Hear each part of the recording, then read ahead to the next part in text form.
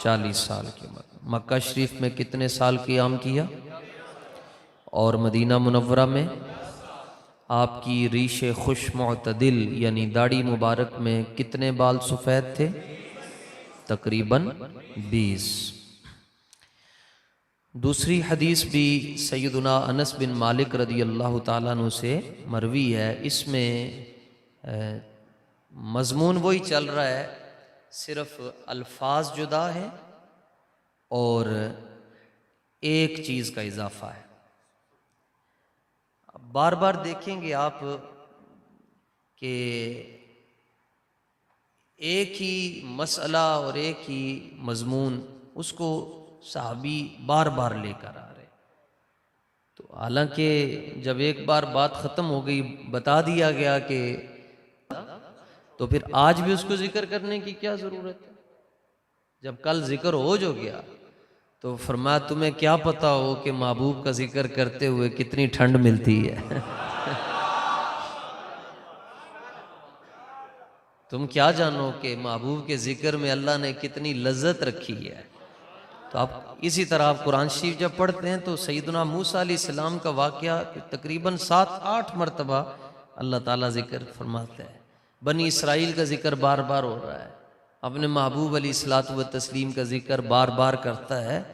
तो जिक्र में लज्जत होती है तो बार बार होता है। ये इसलिए ये ज़हन में रखें सके। तो तकरीबन आपने अपने कितने दी लभी है, कोई सन लब सकती बतौरे तोहफा? तो ये अत्तार का जो डब्बा होता है उसको भी रबा कहते हैं। तो यहाँ पर ये क्यों इस्तेमाल हुआ? दरअसल बताया गया कि कद मुबारक ना ज़्यादा लंबा था और ना ज़्यादा, तो फिर कैसा था? तो आज बताया रबा। कैसा था? रबा, राबा आइन ता, वक़फ़ करें तो हा, रबा। हदीसीन कहते हैं कि हुजूर अलैहिस्सलाम का कद मुबारक ऐसा दरमियाना था जिहड़ा वेंदा सी वो वेखदा ही रह जांदा सी। ऐसा दरमियाना था वो, बस उसकी निगाहें जम जाती थी। ऐसा दरमियाना था, जो देखता था वो देखता ही रह जाता। वला बिल कसीर, फिर इरशाद फरमा दिया कि हाथ से ज्यादा लंबा भी नहीं था और हाथ से ज्यादा ही सोना था। कितना समझ में नहीं आ सकता, बस बहुत ही सोना था। ये सिफत मुशब्बा है ना, हसन।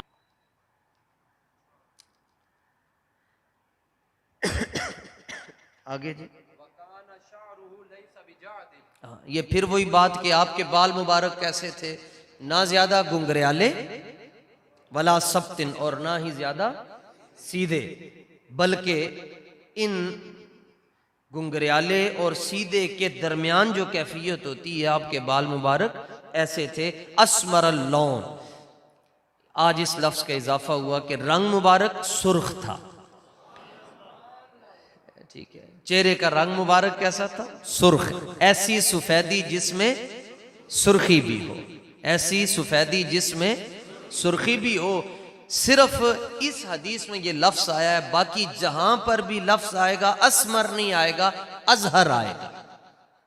अजहर और अस्मर में फर्क क्या होता है कि फरमाया कि जिस्म का वो हिस्सा जो धूप से महफूज रहता था और हवा से महफूज रहता था वो बहुत ज्यादा चमक वाला था, और जिस हिस्से पर धूप आती थी वो ऐसा सफेद था जिसमें सुर्खी की अमेजश हुआ करती थी। ये फर्क ज़हन में रखें। ये और आखिरी लफ्ज आज की हदीस मुबारक का कद मुबारक के बारे में भी बता दिया, जिस्म शरीफ के बारे में भी। अब है चाल मुबारक, रफ्तार मुबारक है। सुभान अल्लाह। इदा मशा यतकफ़्फ़उ, यहाँ उस्ताद साहब हज़रत क़िबला अमीरुल मुजाहिदीन उस्ताद खादिम हुसैन साहब रज़वी रहमतुल्लाहि ताला अलैह बताया करते थे कि हुजूर चलते कैसे थे, आपकी चाल में आप चलते किस तरह थे। चूँकि जिस तरह आप इस मिस्कीन से हदीस सुन रहे हैं, हमने अपने असातिज़ा से सुनी, उन्होंने अपने असातिज़ा से, उन्होंने अपने असातिज़ा से, और फिर कोई इंज दा भी उस्ताद आया जिन्हें डायरेक्ट अनस बिन मालिक को सुनी होगी। तो जिमें अनस बिन मालिक ने करके दसिया उन्हें दे शागिर्दां ने याद रखा, फिर जाहिर है शागिर्द सारे हलाली सन तो याद रख देंगे। तो फिर उस्ताद जब ठीक होते थे करके बताते थे। तो उसका एक यानी हदीस पाक पर कलाम करते हुए आगे भी आएगा कि सैयद आलम सल्लल्लाहु ताला अलैहि वसल्लम की चाल मुबारक ऐसी थी कि उतराई की तरफ आता है तो उसकी ये जगह थोड़ी झुकी होती है। जब हम ऊपर से नीचे की तरफ आते हैं ना उतरते हुए, तो ये जगह कुछ झुकी होती है। उमूमन आदत मुबारक ऐसे ही होती थी कि सरे अनवर झुका होता था और जब एक कदम उठाकर रखते थे तो कदमों के दरमियान फासला कम नहीं होता था, लेकिन कमाल ये होता था कि साथ चलने वाले दौड़ कर भी नहीं पहुंच सकते थे और जमीन खुद ब खुद सिमटती चली जाती थी। छोटी ये एजाज और ये कमाल अल्लाह ताला ने सिर्फ हमारे आका मौला सल्लल्लाहु ताला अलैहि वसल्लम को दिया। बाकी नबियों को ये कमाल मिला कि सैयदना सुलेमान अलैहिस्सलाम ने जहाँ पर जाना होता था तो कुरान शरीफ में सूरह सबा में है कि वली सुलेमान अर्रीहा गुदुव्वुहा शहरुन व रवाहुहा शहरुन, कि एक महीने की मुसाफत आप 12 घंटों में तय कर लेते थे। तख्त आता, तख्ते सुलेमान आता, आप उस पर जलवा फरमा होते, तख्त खुद ब खुद हवा में जाता, जिस इलाके में जाना होता लोकेशन होती, तो एक महीने का सफर आप एक दिन में तय कर लेते थे। मगर चूंकि महबूब के लिए सारी कायनात बनी है, सैयद आलम सल्लल्लाहु ताला अलैहि वसल्लम ने जहां जाना होता था ये नहीं होता था कि उस सफर को मुख्तसर किया जाता था, बल्कि रब चूंकि कादिर मुतलक है वो फरमाता महबूब आपने जाना नहीं है, जिधर आप जाने का इरादा करते हैं हम उस जमीन को उठाकर आपके कदमों में रख देते हैं, आपने कहीं भी नहीं जाना। बस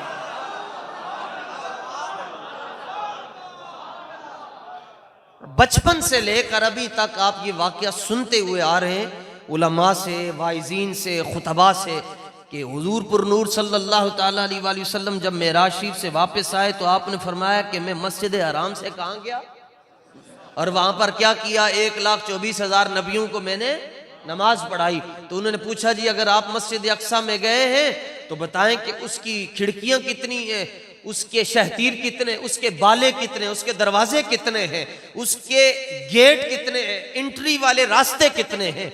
हुजूर पुर नूर सल्लल्लाहु ताला अलैहि वसल्लम के कल्बे मुतहर के अंदर ये बात आई कि कैसी कौम है। मैं कह रहा हूं कि मैं नमाज पढ़ा कर आया हूं, होना तो ये चाहिए कि पूछें दसो यूसुफ अलैहिस्सलाम कहीं दे सन, दाऊद अलैहिस्सलाम कहीं दे सन, मूसा अलैहिस्सलाम कहीं दे सन, ते कैसी कौम है, कहती खिड़कियां कितनी हैं, दरवाजे कितने।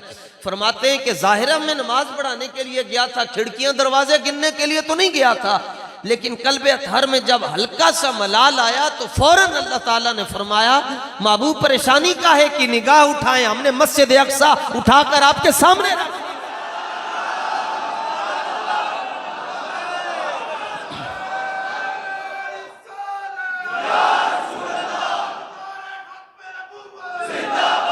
जिंदाबाद जिंदाबाद जिंदाबाद जिंदाबाद जिंदाबाद।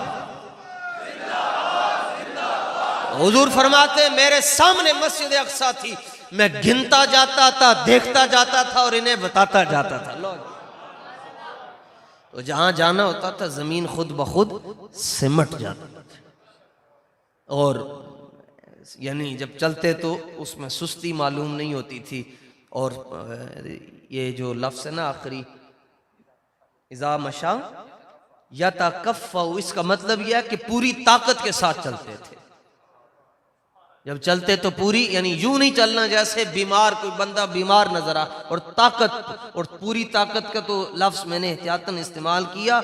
हजरत हसन बिन साबित ने यहाँ पर बहुत बड़ी बात की, फरमाते हैं लाम लहू हिमामुन ला मुंतहा लिकिबारिहा, फरमाया हुजूर दी ताकत मुबारक दियां केड़ियां गल्लां पुछदा है। लहू हिमामुन ला मुंतहा लिकिबारिहा व हिम्मतहु सुगरा अजल्लु मिनद दहरी।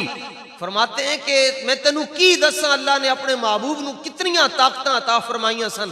फरमाया वड्डियां ताकतां दी मिसाल ते मैं तेनू नहीं दे सकदा, ना तू समझ सकदा है।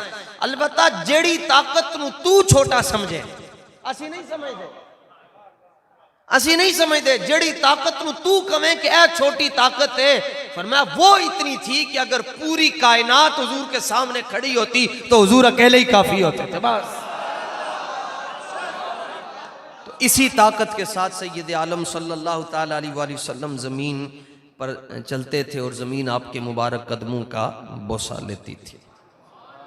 और इसी चाल की एक मिसाल अल्लाह सुब्हानहू व तआला सूरह आले इमरान में आयत नंबर 61 में फरमाता है कि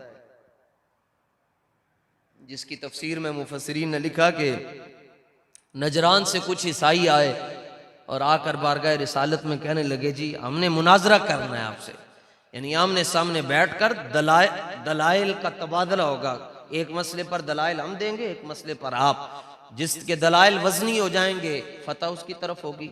फरमाया कि मौजू बताओ मुनाजरे का क्या है।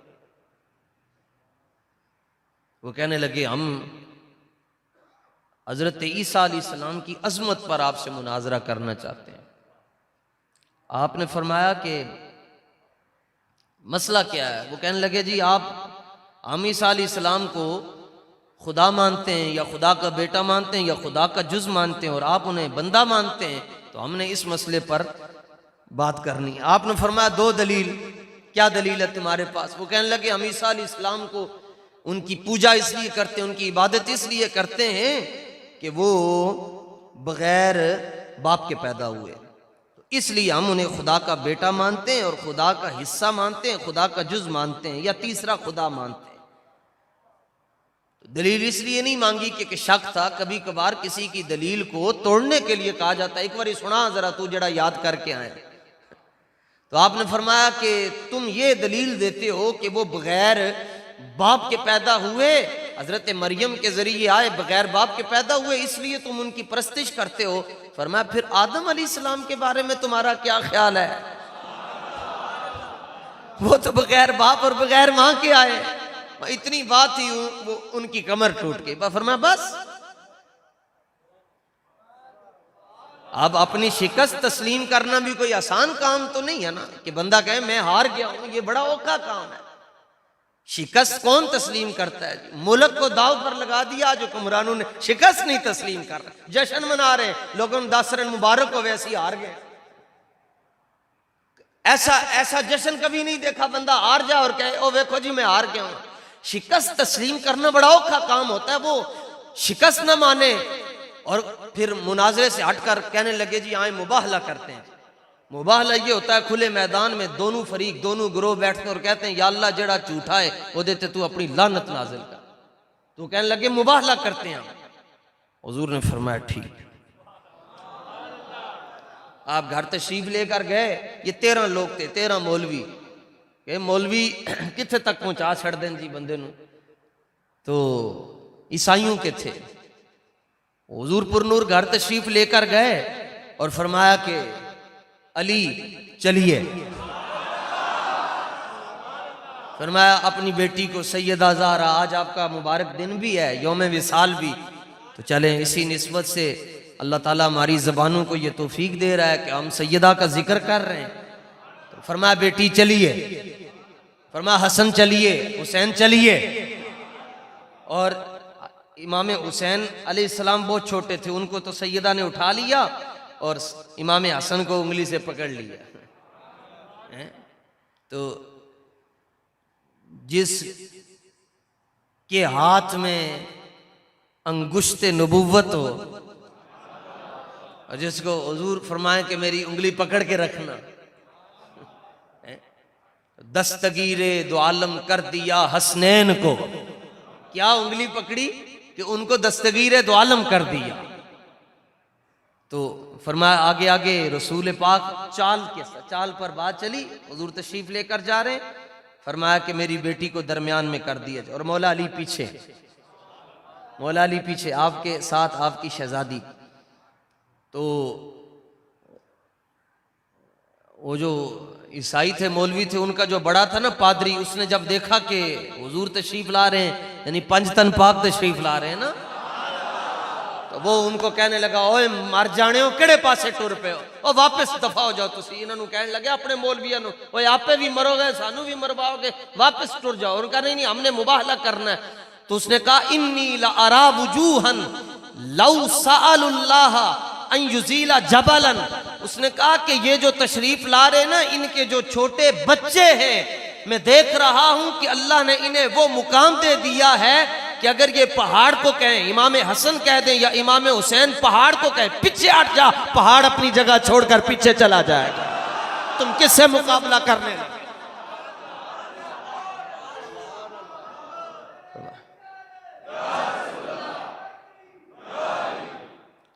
तो सरकार ने फरमाया, पूरा कर लो शौक अपना। सिर्फ अदब की बरकत इतनी है कि मूसा अलैहिस्सलाम के सामने 70,000 जादूगर आए, वो आपको भी जादूगर समझते थे। इसके बावजूद उन्होंने कहा पहले तुसी, बस उन्होंने कहा पहले तुसी। उनके कहने का मतलब यह था कि पहले तुसी अपना कर्तव्य दिखाओ। उन्होंने कहा नहीं, तुसी पहले, बस इतना जुमला क्या। अल्लाह ताला ने इतना जुमला पसंद आया, फरमाया मूसा जिन्होंने तेनू कह छड़िया ना कि पहले तुसी करो, असी इन्होंने जान नहीं देना। एक लम्हे दे अंदर 70,000 जादूगरां नू अल्लाह ने इस्लाम दी दौलत अता एक लम्हे दे अंदर, एक लम्हे दे अंदर एक अदब करके। नबी समझ के अदब नहीं किया, वो तो जादूगर समझते थे, बस अदब किया। अल्लाह ताला ने उन्होंने ईमान दी दौलत अता फरमा दी। तो बंदे दी सुई ना तो अगे जावे, नहीं जी यहाँ क्या होता है, तो यहाँ क्या होता है, तो यहाँ क्या होता है। मरण दी देर वेखना, सारे मसले आपे ही सीधे, अखां बंद होनियां ते अखां खुल जानियां। असल अखां खुलदियां ही उदों जदों अखां बंद होदियां। तो मैं अपने साथियों को ये कहता होता हूँ, यार बस इतना अदब कर लो, रे इंज ही बख्शे जाइए। जदों भी सैयदा पाक दा नाम लिखना है ते जड़ी कलम दे नाल लिखना है, ओदे उत्ते पर्दा पा के लिखना है बस। जिसका आंचल न देखा महो मेहर ने, उस रिदाए नजाहत पे लाखों सलाम। सैयदा जाहिरा तैयबा ताहिरा, जाने अहमद की राहत पे लाखों सलाम। अल्लाह ताला हम सब की हाज़िरी को अपनी बारगाह में कबूल फरमाए। अल्लाहुम्मा